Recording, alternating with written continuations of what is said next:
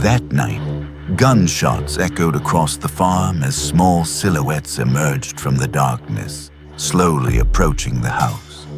The creatures stood about 3 feet tall with large, rounded heads, pointed ears, long arms that nearly reached their knees, thin bodies, and enormous eyes that reflected the light like polished metal.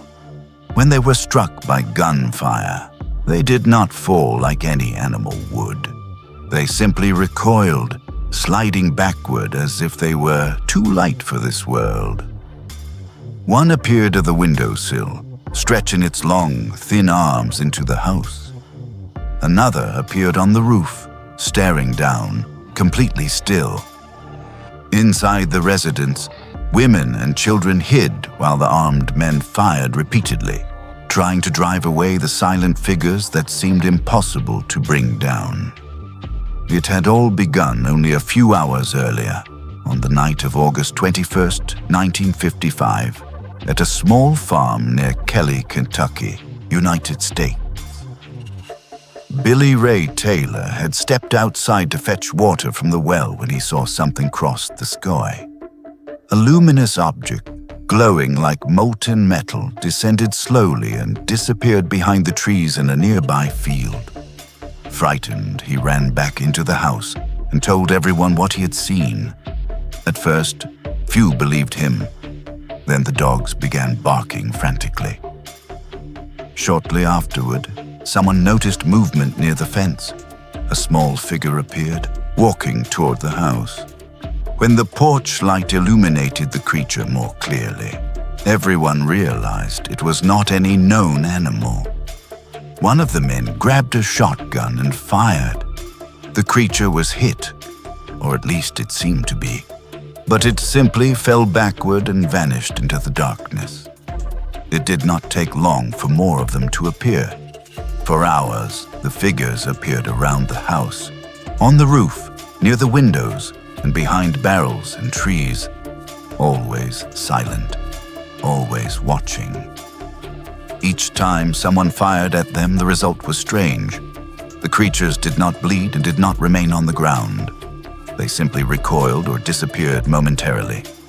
Inside the house were 11 witnesses, including women and children. Fear escalated quickly.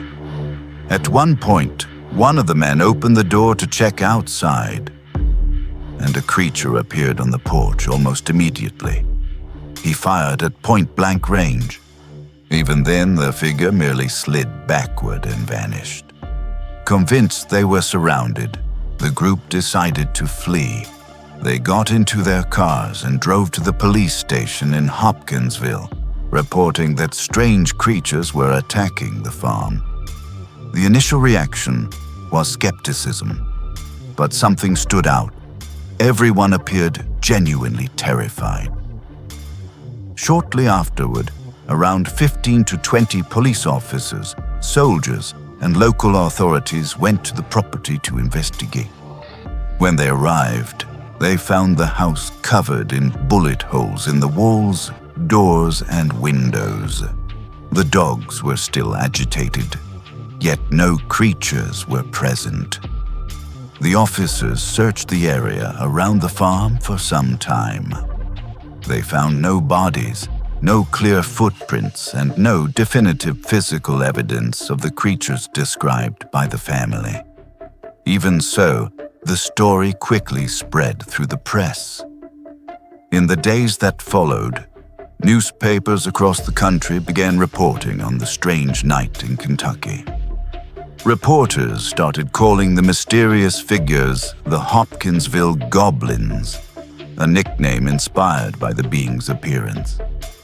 Decades later, the Kelly-Hopkinsville Encounter still remains one of the strangest accounts in the history of encounters with the unknown. 11 people claim to have seen the creatures. Police confirmed evidence that the events described had taken place. But to this day, none of those creatures has ever been seen again.